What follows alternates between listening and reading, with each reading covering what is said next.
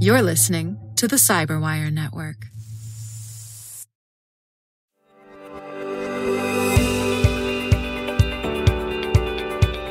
Welcome to Cyber CEOs Decoded, where we speak with CEOs from established security giants to up-and-coming disruptors, getting the inside track on what makes a cybersecurity company tick.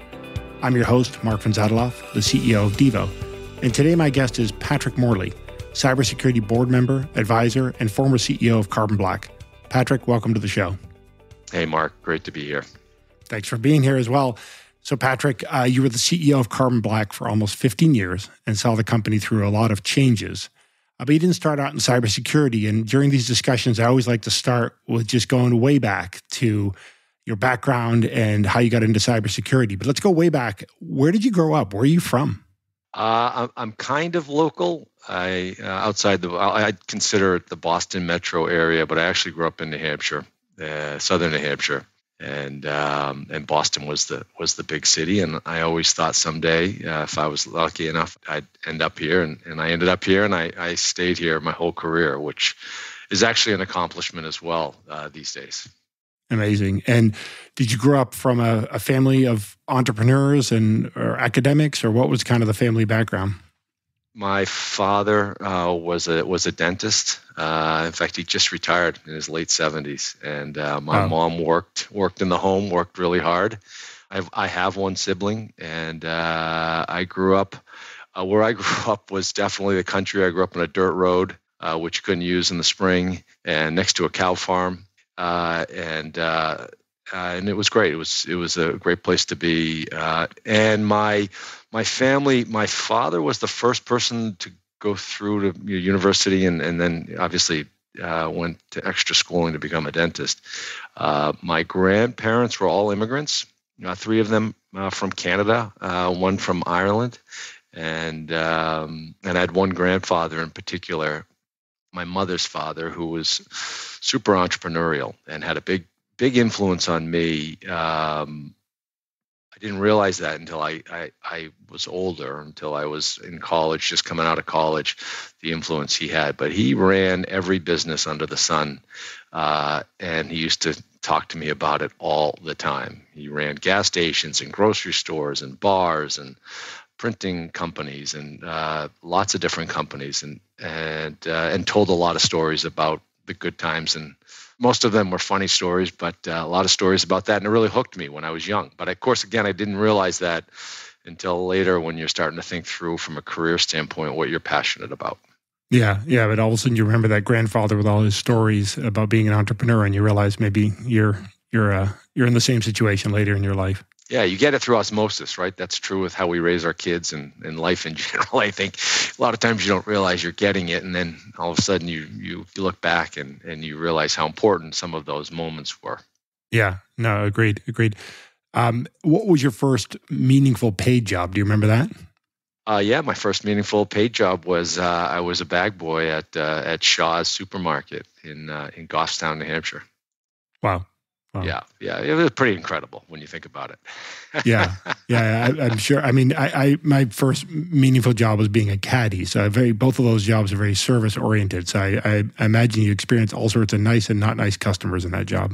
Yeah, that's right. I will say though that during college, this just says something about when I went to school. But I was actually in the Teamsters Union, and I delivered beer for 4 years.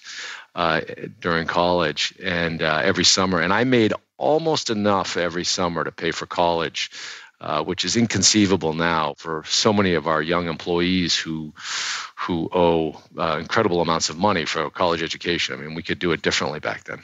Yeah, agreed. In the end, you spent more than 20 years in technology. I seem to remember you got your start at IBM. Is that right? I did actually. Good memory. And you and I have talked about this in the past. I graduated from school with a degree in math and computer science, and I got out and I started actually as a programmer for General Electric. And I programmed for exactly 6 months, and increasingly realized that at least the area that I was doing programming, which was systems programming, so it was pretty boring stuff, and pretty dry stuff, yeah, pretty dry stuff. And so I went over to IBM. That would have been in the late '80s. I went to IBM, and at the time, IBM, not to say it's not now, but at that time at least, IBM had an amazing program in many areas of their business for helping young people kind of grow and learn quickly. And in my particular one, I went into the sales program at IBM, and it was a great experience. Amazing, yeah. As you know, I spent quite some time at IBM, much later in both of our careers, and I think it has that reputation of being able to build the skill sets of young people coming in there. Yep, that's right. That's awesome. And so, walk me through, because you were at IBM for a while, but then eventually you kind of headed off on your own with roles at smaller companies, a number of small companies, and eventually moving to your first CEO role. Walk me through that journey. Yeah, I realized quickly, actually, even when I was at IBM, that I wanted to run my own company, and at that time I actually looked at a number of different companies to buy into franchises at the time that were non-tech oriented, because I really wanted to do my own thing, and I wanted to run my own company.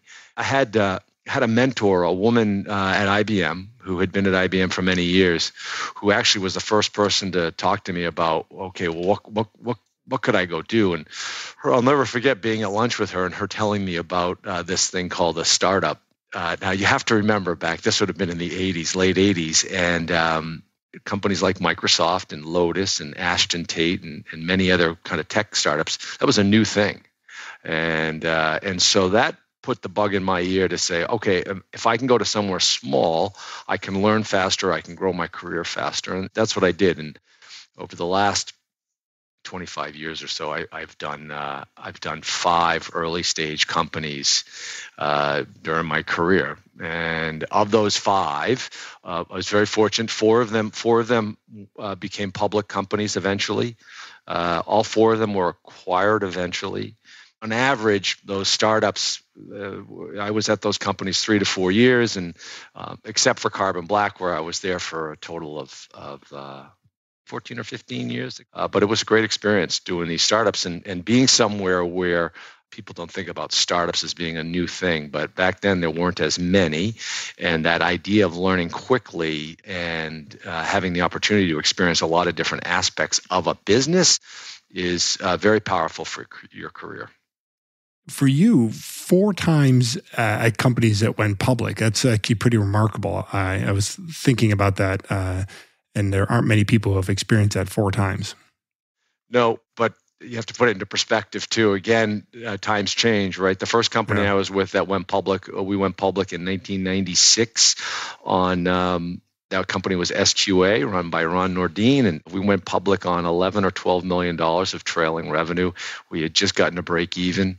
Think of that, 11 or 12 in trailing. And now, if you're 100, they think, oh, you don't have enough size yet. You need to be closer to 200. Yeah. So different world. Fortunately, saw the kind of the changing dynamics of what it took to go public from the early or the mid 90s up to where we are now. Carbon Black went public in 2018, so that would have been 20 something years later, and we were much larger, obviously, than SQA was at the time. Yeah, it's like everything has become supersized in the modern era, right? That both the size you have to be to get to an IPO, but also the amount of money that's available to raise before that. So everything has kind of gotten bigger. That's a great way to say it. Everything is supersized. But you were able to raise money in those days. There were VCs, and there was the same kind of basics, right? But it was just, as we were discussing, kind of the sizes were smaller at the time. Yeah, it was the same, but it was different in that today, I think for founders and for CEOs I think the experience right now is a different experience than it was in the 90s. In the 90s, the venture community was still relatively new. And while they partnered with you, there was more of a little bit of an us versus them relationship versus the partnering you see now. I equate it to the way more recently we've seen the PE firms change, right? So in the early 90s, venture guys would be like, venture people, though most of them were men at the time and still are, but a lot of questions and a bit of cynicism about, well, why are you going to be able to make it? Yeah. Versus today, it's like, oh, we're going to do it and we'll help you do it and we'll do it together. The VCs changed, I think, post the bubble burst in 2000, where they really became much more aligned with the founder, aligned with the CEO. How are we going to do this together? You start that same progression on the PE firms today, where the private equity firms, again, used to be viewed much more, I don't want to say negative. Yeah, negatively. Yeah. Hey, these guys are pretty antagonistic. Yeah. Right on. And today, it's different.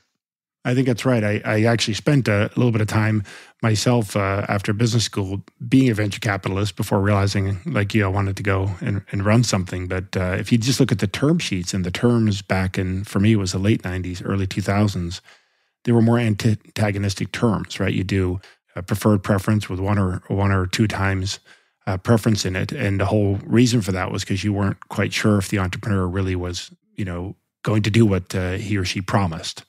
And so if you look at the term sheets now, they're much cleaner and more entrepreneurial friendly. So I think that speaks to exactly what you're saying.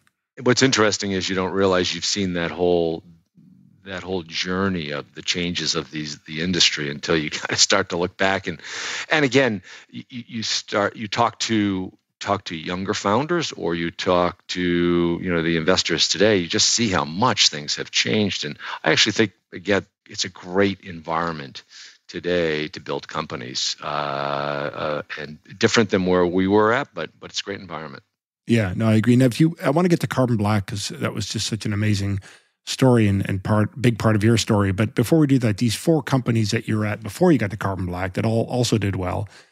If you look back on that, were there certain components of your personal success? If you look back and say, why was Patrick Morley successful, 4 times? And I'm sure many small failures and setbacks in between. But in general, those 4 companies did well. When you look back on your own contribution there, was there a kind of a silver lining or a thread to the things that you did that consistently allowed you to succeed there? Well, I'd like to tell you I had a genius plan. At the time, imagine this, when I was looking in the 90s for some of these jobs, it was pre-internet. Imagine that. Right. So remember trying to find a job then. Very different, right? You go in the Globe or your local paper and you look at all the help wanted, or you knew somebody who knew somebody. And I had a couple key criteria. Again, I really wanted to start my own company. And so one of my key criteria was super simple, which was go as small as I can, because my belief was if I go small, I'll learn more faster. Because in the end, I don't want to be here. I want to be running my own thing. And then the second big criteria was I wanted to be local to headquarters. Again, Imagine that. Totally different today in today's world where we are. But at the time, I said I want to work at headquarters. And then third, I wanted to be in a situation where I could progress, at least as an outsider coming into a company, I could progress if I achieved, and I thought I would, as fast as I could. And I kind of used those as a baseline. At my first startup, SQA, I worked for someone who at the time said, hey, I know you really want to start your own company, but rather than do that, why not use an investor's money, progress your career, and go run something in tech? And that would, again, been in the mid-90s. And then that became my goal. I said, hey, that's what I'm going to go do. I'm going to do everything I can in order to run a company. I did, before Carbon Black, I actually ran a company called Imprivata here locally in Boston as well. Went there with funding, but no product, no sales, just a team of, 12 or 13 engineers. I was there for a number of years and then handed the reins over to my partner there, Omar Hussein, who ran it and brought it public. Use that criteria, and that helped you to make sure that you had a good probability of success. Awesome. So Imprivata and a couple more, or maybe one more experience, but eventually you do end up at Carbon Black. And I'd love to understand how you got to Carbon Black. How did you discover that opportunity and end up a CEO there? And it wasn't called Carbon Black at the time. I do remember that. That's right. It was called Bit9. Yeah. And I went to Bit9 in 2007. And when I had been at Imprivata was in the identity management space and certainly part of the overall security. But we have to remember, back when I was at Imprivata, which would have been 2001 or 2002, something like that, maybe 2002, at the time, security was really a niche play. And in fact, most security leaders were not, quote, security leaders. It was really typically like a director of network security or a manager of network security. And they were typically down in a closet in the basement of the company, and no one really talked to them a lot. Just make sure we're safe and don't talk to anybody. There were no CISOs at the time. So when I was at Imprivata, I was on the identity side, but I kept looking at what was going on the antivirus side and the way antivirus worked. And I had seen earlier in my career the creation of AV back in the 90s. And I looked at the attacks that were happening when I was in Imprivata, and I looked at that side of security and said, that is an interesting place to be right now. That is ripe for disruption because the core tech, the way it was built actually pre-internet. The original AV was built pre-internet, and you could see the attack, the numbers of attacks going up just exponentially. And so I wanted to get over on that side. I knew the first CEO of Carbon Black at the time, Bit9, George Kasabji.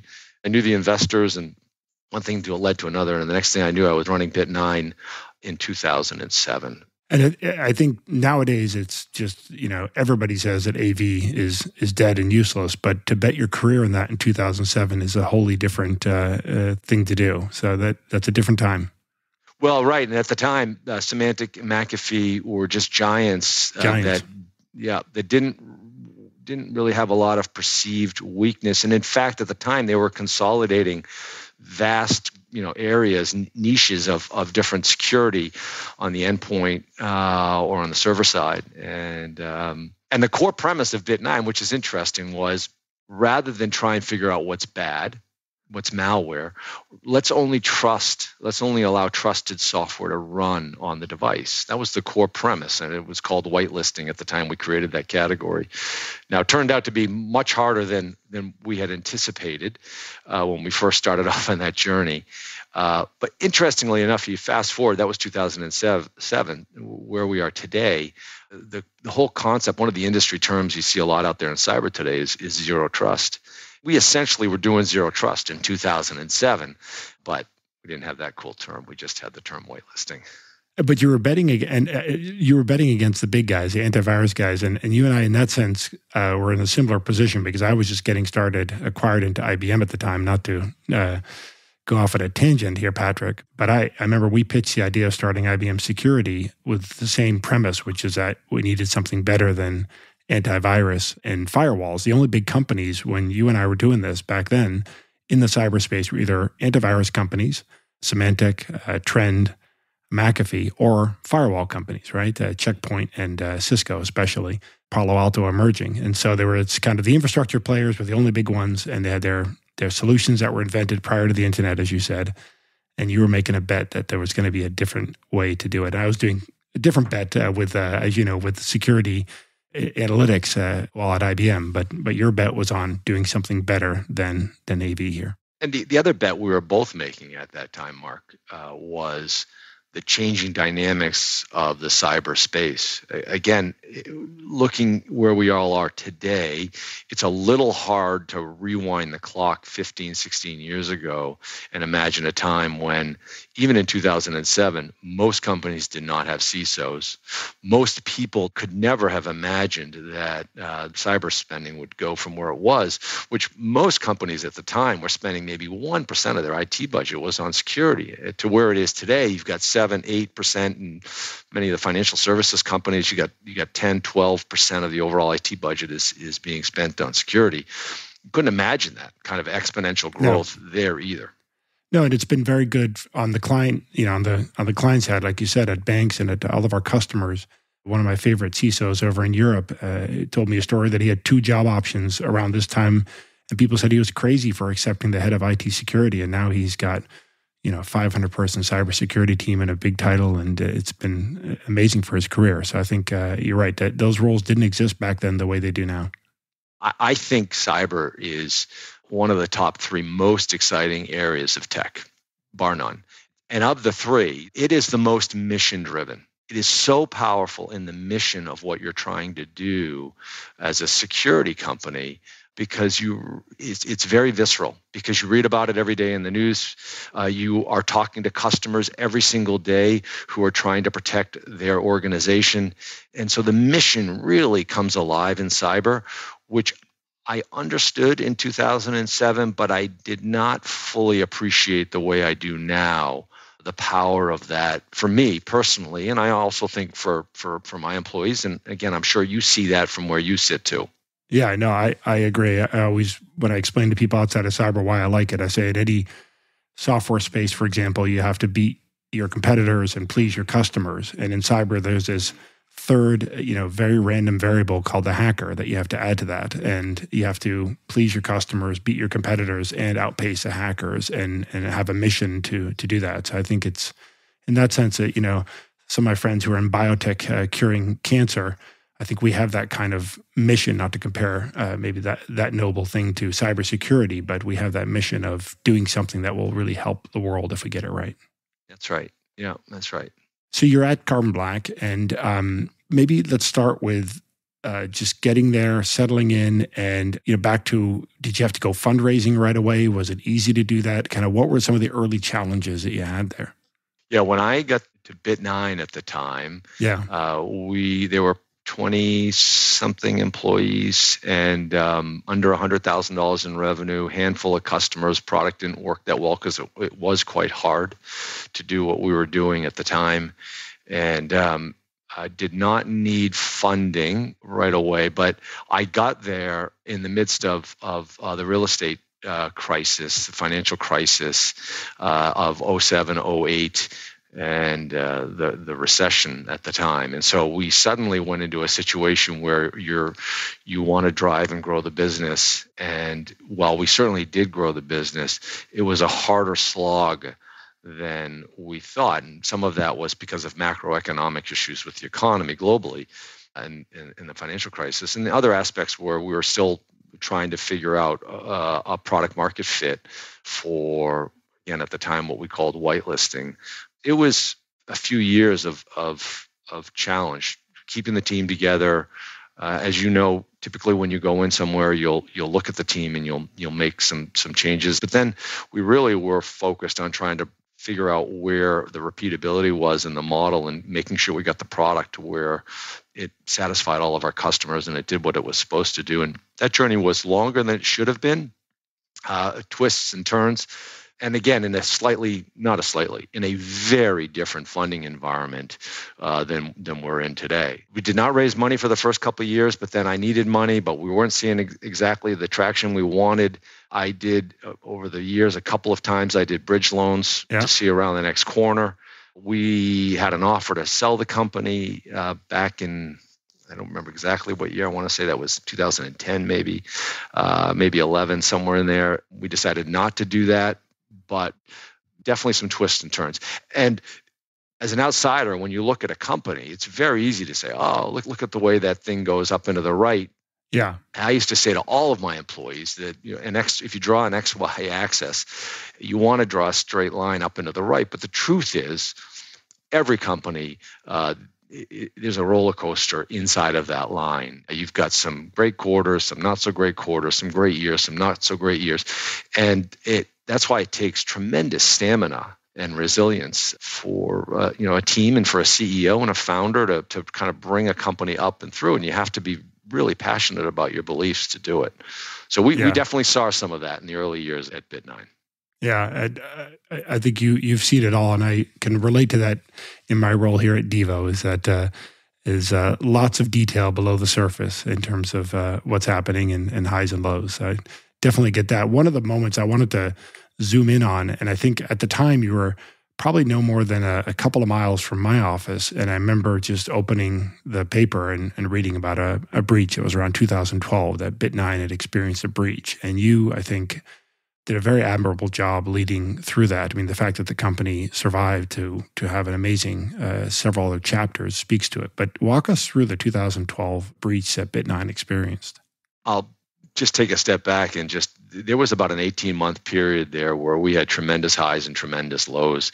And again, the power of working at smaller companies is the fact that the highs are higher and the lows can be lower. We got funded by Sequoia. We took a nice round again at the time from Sequoia, who I was really excited to bring on as an investor in 2012. Yeah. So that was a high. Right after I brought him on, we missed the bookings number for the quarter. Didn't feel so good. I remember making that call and saying, "Hey, FYI, before the quarter closed, I want to let you know." Again, great investors. This is why I always tell everyone, get great investors. Great investors have strong fortitude. Like, yep, okay, we got it, and we're good. We're good. We believe in what we're investing in. And then in 2012, we actually announced it we found it in 13, but Bit9 at the time, we had about 600 customers. Kevin Mandia called me. One thing led to another, and we realized that the Chinese had hacked us, a very advanced group, in order to get to a couple of our customers in particular. And that was one of those things where I had been at the company for 5 years, and we had really started to see sales start to grow. We were growing well over 100% a year over the last couple of years. Yeah. Company was much bigger at the time, and I thought, oh my God, do we lose the company? How do the customers react? And we did exactly what you said, which was we made a decision to go out and be 100% transparent with the industry and with our customers. In retrospect, it looks very easy, but at the time, I was scared shitless. We knew we had the right thing to do. It's still scary, and we did it. And I personally called close to 100 customers. We called every single customer. So all 600 customers, I'll never forget, we had a whole effort there. We talked to all 600 customers. Well, in a couple of days, just call them all. It was 2 days. It was a 2-day, 3-day effort. Yep, that's right. And did any customers just summarily, say, I'm done? I mean, you must have had some that just said, I'm done. We didn't lose one customer. Unbelievable. Yeah.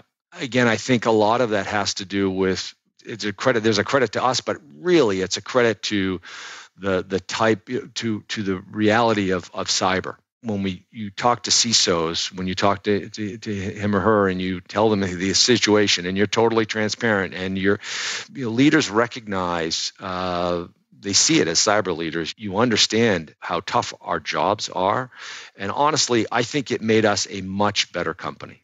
Yeah, because we were walking in the shoes of our customers in a way that we never had before, and it made that mission element even more important than ever. I think we all admired how you guys got through that at the time. I just remember having deep sympathy for what you guys were going through, but I didn't realize not a single customer walked, and I think that's an amazing stat. And I wonder, when SolarWinds happened, and again, we could probably spend another hour on this topic alone, but I remember just thinking it sounded quite similar, in fact, to what happened to you guys in terms of trying to take advantage of a company that had footprint on an endpoint to infiltrate key accounts from a hacker perspective. And, as everybody was saying, oh my gosh, this is crazy SolarWinds, I remember just thinking, it's happened before, right? And if you're in the industry long enough, you start seeing the patterns. One of the other things I've learned through that journey at Bit9 was we essentially built tech that only allowed good processes, good things to run, trusted things to run, which meant that we could block things. And what we realized is that while very important and super powerful, many of our customers are also using us to watch what was happening on the device. So they would get a ping from a network device. You mentioned Cisco earlier and Checkpoint. They would see something on a firewall, and they would know that it went somewhere, and they would be looking for it on a device. They would use us to replay the event. Well, what just happened on Mark's machine? So we pulled the company increasingly. We were still doing prevention, blocking things, but increasingly we were adding more capabilities to actually record, to watch what was happening and provide the SOC team with better fidelity. And I ran into a company called Carbon Black that summer, And I had the opportunity, and I in 1 week had 3 different customers, talk to me about this tech. And Carbon Black had essentially built the first EDR product, endpoint detection and response product. Again, amazing to think there was a first on that, but built the first product. I reached out to Mike Viscuso, the founder, and at first he didn't want to meet with me. Eventually, we met. And we really connected about what we were trying to do, and we brought the companies together in the beginning of 2014, I think that was. Very hard to get done, by the way. 2 private companies coming together. I know for people who haven't had the roles that you and I have had, they probably don't realize it's very hard to align shareholders and the right price for the business and the right roles for people coming in. So I assume there was some good complexity to it. Yeah. And again, a lot of it comes down to what's the mission of what you're trying to do, and I'm sure you do too. I have a set of core beliefs or philosophies that I've built over the years of running a company, running companies, running teams, not just as CEO, but in multiple roles. A lot of it comes down to who we are as humans. Where are we trying to go? What's the mission and vision of what we're trying to do? And then who are the people involved? And if you can figure those things out, if you're aligned there, then that's a big chunk of getting a deal done. That's true if I'm selling to a customer. That's also true if I'm bringing private to privates together, which, as you said, are really difficult, way more difficult than doing it as a public. Yeah, no, exactly. And you guys, again, my memory is you guys really started getting momentum. I mean, this is a particularly good idea for the company, acquiring Carbon Black. And eventually it was such a good idea that you changed the name Bit9 to Carbon Black. Yep, that's right. With the Carbon Black product, small team, the core team came out of the NSA. They were actually hackers. They were actually going out and making sure that government systems are safe, but they were trained as hackers, and they built a product to find themselves. And we brought that product from about 40 customers when we closed the deal to a year later, we had 1,200. So from 40 to 1,200. So very exciting, but also fraught with a lot of challenges as you try and scale that so fast. Again, a lot of great lessons learned, very exciting, a lot of fun, and a lot of work.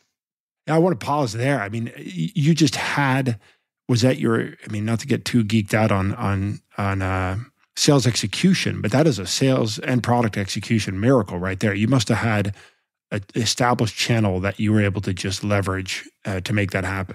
We certainly had distribution channels through partners. We also had I think a relatively well-tuned sales process at the time. And when we put the Carbon Black product into it, it really popped because there was such a great product market fit. And we had the sales distribution.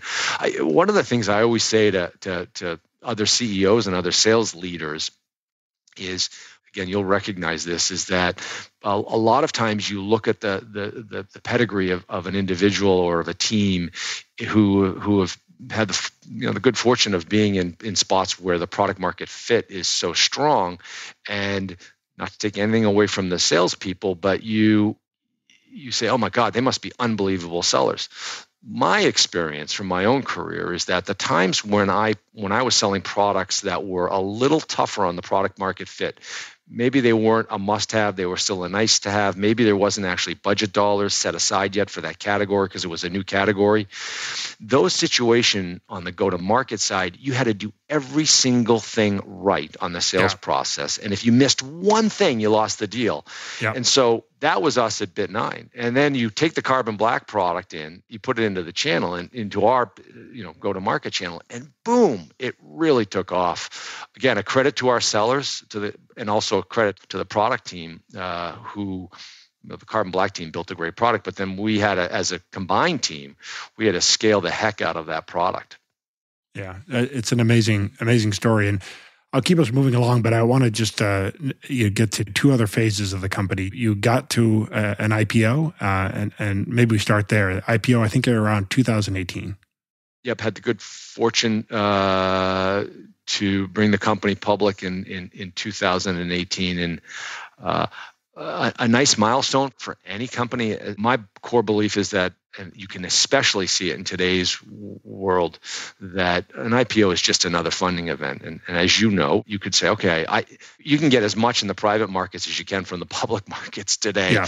So you could make a decision to say, I don't want to be public. I'm going to stay private, and I'm just going to raise that exact same amount of money. Maybe I'm even going to raise more. At the time, we made the decision to bring the company public, so to access public capital markets as opposed to private capital markets. It was an amazing milestone, and it is for every company, because in essence, in some ways, it's a little bit of a coming out party, and it really does help your brand. It had more of a brand impact than I gave it credit for. And if you're passionate about the company you're running and you love the company you're running and what you're trying to do to help your customers out there, bringing a company public is awesome. There's some challenges with it, you're having to hit the quarters after that, et cetera. Make sure you do what you say you're going to do. But it was an awesome experience. At that point, I had been at the company 11 or 12 years. So it had been a long run, and I was very proud of what we had built. I'm still extremely proud of what we built. Amazing. Yeah, I think given that Devo is a pre-IPO company, I think I'll have many more reasons to give you a call in the next coming years to hear even more about that. I mean, as you said, everything seems like a straight shot from the outside. I assume even the IPO, were there ever moments where it's like, we're not going to make it, the market's going to close, or we might miss a month or a quarter? Or I mean, did you ever have moments in that process where it was risky, or in the end, once you decided to go, you had the runway clear to go to get off? At the time that we went, we were going through a transition. So we had built this big data platform that was the backbone of what we did with our offering, and we were transitioning that all to 100% to the cloud. We had to multi-tenant. We were already single tenant in the cloud to multi-tenant. So we're definitely doing some stuff behind the scenes on the tech side. We made the decision. We knew we were going to need money in a year out. We made the decision to tap the public markets, and the actual process. I had heard all sorts of different stories. My own experience on the actual process of bringing the company public was that once you're in the hopper and you start going down the path, the advisors that you use are so good at this that part is actually relatively straightforward. There's certainly a lot of stress around it, but relatively straightforward. And it was for us. Now, of course, again, afterwards, you've just gone out and sold your stock to all these different companies, and you need to live up to your expectations. Yeah. So there's an additional level of stress that comes with it, but the actual process, the mechanics of it were pretty straightforward. Yeah. And did you like being a public company CEO? For the most part, I did. I really believe in what we were doing at the time, what the company continues to do as part of VMware. We talked, every meeting, we talked about our vision, which was a world safe from cyber attacks. And I really believed in that. And there was some tough stuff along the way, being a public company CEO. Some of the public company investors are highly educated. The majority are not. Highly educated on you as a company when they make the investment, especially for an early IPO company. They learn who you are over time. It takes time. I saw that progression. I enjoyed the experience of doing that. Amazing. A lot of other areas we could dive into here, but maybe we fast forward to within about a year or so, you guys ended up selling the company to VMware. I'd love to hear how that went and what was kind of the thinking there and how the journey was within VMware. We brought the company public. We were going through a platform transition underneath the covers. The market also was progressing really fast with some very strong and very capable competitors like CrowdStrike out in the marketplace, and Microsoft coming increasingly into the market. And with the consolidation that we continue to all see in cyber, we had partnered with VMware for a couple of years. And as you just said, we made the decision after a number of conversations with them about what we could do inside of a larger organization with broader access to markets, and by being able to bring our cyber capabilities into the VMware platforms, that we would see acceleration. Every large vendor in the world has to have cyber capabilities built into their stack one way or another. Right. So that was the core premise. That's why we ended up selling the company at the end of 2019, I think. The CEO at the time was Pat Gelsinger, and sold the company to VMware and became the essentially the security business unit within VMware. Another experience, I'd been through that before a number of times, but never as the CEO. Yeah. Lots of twists and turns there. Actually, more twists and turns, I think, in many cases on doing something like that than there is in the IPO process. Again, you got to make sure you're aligned on the mission and vision, you're aligned on the people, and then the numbers have to work. Yeah, no, I agreed. It's complex. I was, as you know, on the other side of that at IBM Security, and we'd acquired probably about 10 companies into IBM Security. And I have to say the hardest person to figure out what to do with is the CEO coming into a large organization like that. So that's you in this particular case. I'm sure for you it's very different, right? You were by now 13, 14 years at running your own show, as it were, and responsible for everything. It must have been a shock coming in and being you were, I believe, the general manager of the cybersecurity business there. Obviously, a lot of responsibility and a lot of autonomy, but still, you're now part of a much bigger thing. That's right. That pretty much summarizes it. Being the CEO or the founder of a company and with a responsibility, if you're running that company, one of the things that I was the most proud of was of the company, of what I was running. And again, I'm sure you feel the exact same way. And what we were trying to do for our customers and how we were trying to affect the world, being part of something else is equally powerful, that vision and mission of what you're part of. But it is different. And in the end, I couldn't make the same decisions I was making when I was running the company. I would say, okay, we were doing this, we should do this other thing now, and we're going to move resources in this way, and we're going to change our sales compensation in this way, and we're going to do this and we're going to do that. And now suddenly it was not just me and my team who were deciding. I had a large number of other constituents that I had to go to build consensus with on why this made sense, because it might impact them, other business units, it might impact compensation plans for other groups, et cetera. So everything gets much harder, and figuring that out and then figuring out how to do it well, it is a lot of effort. I have never worked in since early in my career, never worked in a large company as a senior leader, and it's a different role. Being a senior leader in a big company is a very different role than being the CEO. Again, I'm sure you can actually you know this better than I do.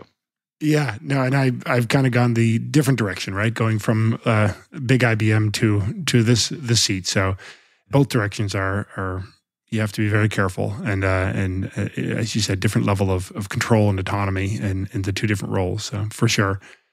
So one of the things that I want to ask you about, I don't want to get too personal, Patrick, but throughout all this, you're also a father and a husband and the like. I'm curious just how you were able to maintain semblance of balance throughout all of this, if you'd be comfortable talking about that, because I think it's insightful for people trying to do these types of jobs. We could do a whole session just on figuring that out. And during my time running the company, one of my core beliefs is that we did not just go up into the right. And so one of my core beliefs is you have to pick a mountain or a hill, use your term, to climb to bring the team up.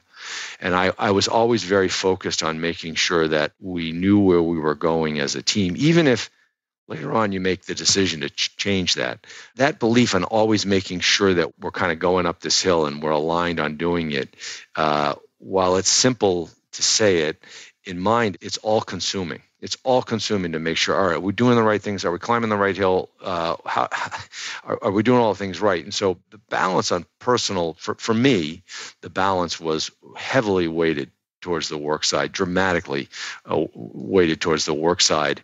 As I've joked with some of my friends, since I'm no longer the CEO, I sleep like a baby. And I didn't as the CEO. I'd like to say I did, but I felt tremendous responsibility to make sure that we were achieving what we had committed to and that we were all climbing up the hill together. For me, the only way I could do that is to have a partner, my wife, who really ran everything else in our life, because while I was certainly there and present, work was very consuming. I don't know that I have any great hints there, other than to say that one of the things I learned over the years was that building more and more time into my day and in my weeks for thinking time, solo thinking time, is really, really important. And I didn't do enough of it early in my career. I think blocking the calendar for both thinking and the balance points is the key to survival. So I think you're on to probably one of the most important things that I've certainly been trying to use, as imperfect as I am at it as well, to your point. And it feels weird, right? It feels a little weird. You put this thing, that's exactly what I used to do on my calendar, put a time where twice a week where, okay, no meetings. And I really just want to be able to take a step back and actually not do something, but actually think, are we focused on the right things? Are we doing the right things? What am I worried about? What do we have to do more of? I don't know how you've made that adjustment, but it feels a little weird at first. And then at least for me, I found I looked forward to it. Again, if I didn't blow it up with some critical meeting. Yeah. I think we're in the same boat here and on our efforts. So I totally can relate. So Patrick, I want to transition maybe a little bit the conversation. You've gotten into this during our discussion, but I think with all of your experiences, I'm sensing there's sort of a set of philosophies that you apply. And I thought maybe we could spend a few minutes on, as you step back now, as you've transitioned out of VMware or thinking about what you do next, it seems you have a set of beliefs that you bring to these roles. And I'd love to kind of maybe walk through those and sort of understand how you think of being a CEO and how you think of being a leader. Yeah, for sure. And a lot of these I built over years, some of them as CEO, some of them before I was a CEO. Again, I believe that great leaders, great operators always build a framework or a set of beliefs on how they run their business. Some people articulate those very clearly or need to have frameworks. I'm a framework guy. I really like that. I have them for many, many parts of the way we ran the business. Yeah. I think that is so important. And I actually think saying what those are is really, really important because it ensures that for me and for the team around me, we're aligned on, well, this is how I think about things. And I have those for looking for your next role in a company. I have those for how you lead as a senior leader, et cetera, et cetera. For the company, I said this to the team all the time, 7 core beliefs or philosophies on how you build a great company. 7. I want to hear the 7. I think people want to hear the 7, given the track record and how you've applied them. I'd love to walk through those. Well, the first is pretty straightforward, and most CEOs, founders, most people out there could probably get out of the 7, many of them right. But the first one is you need an aligned vision and mission on what you're trying to build, what you're trying to do. And it is surprising to me how many companies out there may have that but don't articulate it, or may not even have it. But usually most companies, especially early stage companies, have it. And then in many cases, you kind of lose it after a while because, isn't this just obvious? But having an aligned vision and mission is really, really important. And for a couple of reasons. The number one reason is if you run a great company, you've got a lot of people who are making decisions every single day about should they go left or should they go right. If they truly understand what the company's trying to accomplish, they won't always make the right decision, but they're going to make more right decisions than wrong decisions because they understand what we're trying to do. So you have to have an aligned vision and mission. And then the second thing you do is you have to say that. We did monthly company meetings. And for years, for most of the time I was at Carbon Black, we started every single meeting laying out what our vision and mission was. It sounds so simple and, do you really need to do that? And the answer is yeah, because you know what? Most of us, there's a lot of things going on every day. And in the end, through osmosis, they would get it. My team would get it. We would all get it. Everyone knew it in the company. So number one, aligned vision and mission. Well, and you're adding so many employees. I see that here as well. I mean, you think you do a good job communicating something a year ago, and then a year later you have 100 or 200 more employees that weren't there at that time when maybe you developed and announced that mission. So you have to keep repeating it, right? Yeah, that's right. And typically that vision and mission are aligned with what's the value that you're going to offer to your customers out there in the marketplace. So ours was a world safe from cyber attacks. You're aligning around what you as a company are trying to create and what you're trying to do for the customer that you're giving value to. That's number one. You got to do that, and you got to hit it again and again and again. Number two is it's all about the team. One of my core beliefs in tech, when I got into the tech in the 80s, I saw, my particular experience set, I saw a lot of situations where you had the smartest person in the room, and I thought, why? Maybe that's how tech companies get done. You've got, one person who kind of comes down from the mountain with, this is how we're going to do it. And that's not true. And since then, obviously, I've read lots of stuff about this over the years, and statistically, speaking, better companies in general make better decisions when you have a team and helping to drive those decisions and pushing on it and debating it, et cetera. So to me, great companies are built by great teams. It's all about the people. You have to make sure that you're surrounding yourself with great people. And that doesn't mean everyone's the same. That's where I think diversity and inclusion comes in, because you want a different set of experiences. You want people who think not the same as you, again, so that you can debate and push on decisions. But it all comes down to the team. You need well-functioning teams. There's a whole set of things you got to do in order to make sure you're doing that well, but it's all about the team. Yeah, and that applies not just as the CEO, but a VP building a team for a department. It's the same rule. I will say something I didn't understand earlier in career, but the most important team in the company is the senior team. If the senior team is not functioning as a team, it all rolls down. I used to say it's kind of like the foundation. It's a reverse. It's the foundation of the house, and the senior team is kind of at the bottom. If that team's wobbly, the whole house is wobbly. If that team is super solid and locked in, it's not wobbly. And man, a lot of the other teams are going to be very solid as well. Yeah, couldn't agree more. My third belief is, which is probably the one everyone remembers the most, but I had a no asshole rule. Yeah, I remember you told me about this years ago, and I've always kept it in mind. It's so eloquently stated, it's stuck in my mind.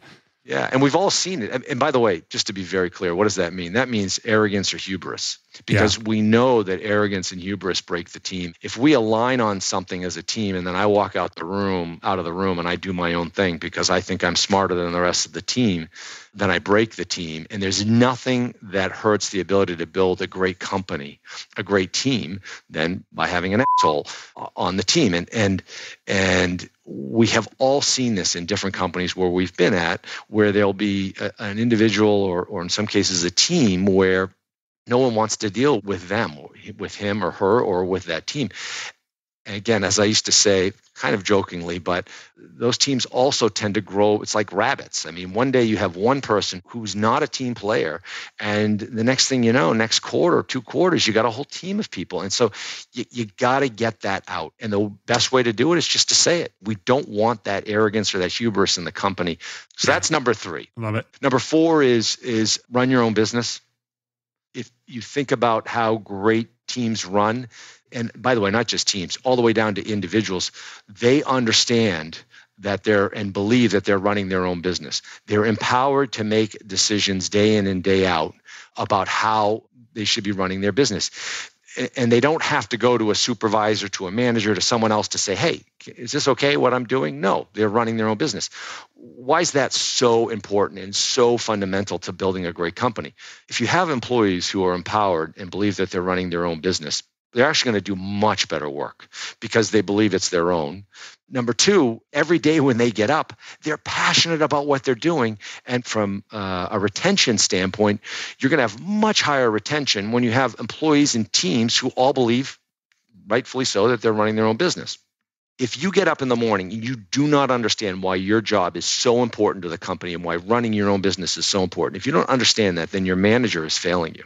Yeah, I agree. And I'm reading the book by Frank Slootman, the CEO of Snowflake, and he says you want bus drivers, not bus passengers. And I think that's kind of what you're getting at, people that are every day get up and have a very clear sense that they can run their business. Yeah, that's right. Belief number 5 is the easiest, the fastest way to kind of break running your own business is the creation of friction inside of an organization, especially as you scale, as you go from, as you said, Devo is going through tremendous growth. We saw the same thing.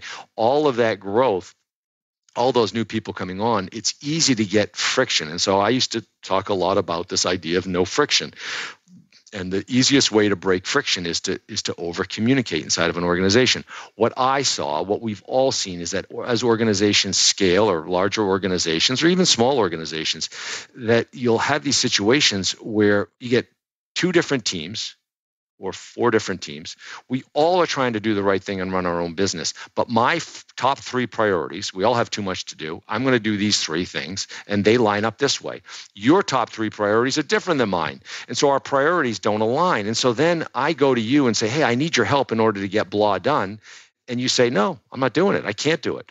And what I saw with friction was the biggest challenge is that we're all running so hard that we don't take the time to over communicate, to actually say, well, wait a minute. Actually have that conversation, pick up the phone, send an email that's not a get this done or else, an email that says, let's talk about the situation. Because again, much of the time, this is about aligning priorities and getting understanding. And so you have to break friction down because friction builds up over time. Some of it, you got to revisit it and say, whoa, this decision we made 4 years ago to do blah, it doesn't work anymore. We got to change it. So no friction. A method we've used here, it just really started about 6 months ago, is the OKR process. Did you end up using OKRs? We did at the end. Yep. And I love OKRs. I think they're simple, elegant. But many other things to do besides OKRs. But I agree, it's communication. And I'm listening to every one of these, giving myself a mental rating of where I am after just a year and a half here. So it's very humbling. It's spin the interview around, and I could do a test at the end. Let's do that. And maybe I need a little more time for that, Patrick. And then 6 is leadership is at every level in a company. I didn't come up with that phrase. I read that somewhere in my career. I don't remember where, but I so believe it. Great companies are looking for leaders. One of the things I was so proud of at Carbon Black, and again, I'm sure you're seeing this at Devo, is promoting from within, finding great people who are talented, who are strong operating leaders, who can really scale in an organization. And leadership is not just about promoting people. It's not just about people who are managing. There are many individual contributors inside of an organization who are great leaders. They choose to say, I want to be an individual contributor, but I'm a great leader. There are senior people inside of companies who are not great leaders. And not every senior leader is a great leader. What is leadership? Well, if you think about those rules I just kind of walked you through, the leaders are the team members, the individuals who you go to for advice. They're the people that say what they think. They're the people that understand what the team or what they are trying to do, why what they do is so important. They embody everything I've just talked about. If you have a lot of strong leaders and the willingness to lead, which means you can't be afraid of failure. You got to embrace failure. If you have people who want to lead, the sky's the limit. The sky's the limit for what you can accomplish as a company. Yeah, and I think a lot of people confuse title with leadership capability, and you see a huge difference among people who can really lead. So I value that point immensely. It's critical. By saying it in the company, you open the door for people to step in and up into those leadership roles. And again, by leadership roles, I don't mean I'm leading a team. I mean leadership roles in the sense of I'm going to say what I think. Again, I may be an engineer building blah inside the product, but I'm going to say what I think in order to try and make us operate better, to break down friction, to have a better team, to do all these things. You want that in a company. You want that kind of a culture that it really is opened to promoting that idea of leadership across the company. Awesome. So then what's the last one? Well, last one is in essence a little bit of where I started, which is in the end, it's all about the customer. We start with the customer with our vision and mission, and everything that we do, everything I've just talked about is all about building a company, a business that's creating some value, doing something of value for a customer. And we can never forget that. And as we scaled, you start to see more and more of your employees who aren't necessarily touching a customer. When you're small, everyone touches the customer all the time. But the whole reason we exist as a company, the whole reason Devo exists as a company is because you have a set of customers who are putting their faith and their trust in you, especially in cyber, where they're giving you money to say, okay, help make us safe.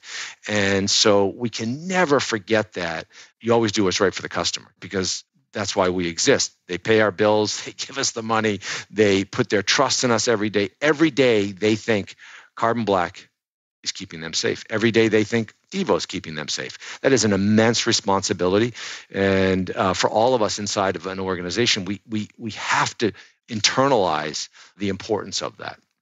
I've heard you talk about these in pieces as you and I have met over the years, and I'm really happy that we captured all 7 of them. And I will be grading myself in private on them, and we can, on a non-recorded line, discuss them even more, because I think it's fantastic, and it's for sure a journey. So Patrick, you're on a short break now. What do we expect next from you? Well, I've been saying to a lot of people, I spent 30 plus years building muscle memory, if you will, on what it takes to run companies and run teams. And I love everything I've done. And life's short. And so I'm taking a year, 12 months to really think through what's next, and also try to break some of the habits of what I've built the last 35 years doing, which is, okay, this is what I do. I work this many hours a week. Yeah. I run a company, I run a team, and I want to take a step back from that and try and break some of those habits, a little bit back to the think time we talked about, just to get some time to think and figure out what's next on the journey. And so that's what I'm doing. All right. Awesome. I think it's a great place to close things out on. Patrick, thank you so much for joining us on Cyber CEOs Decoded. Thanks, Mark. Thanks so much for having me. And thank you to our audience for listening today. Be sure to join us for our next episode of Cyber CEOs Decoded.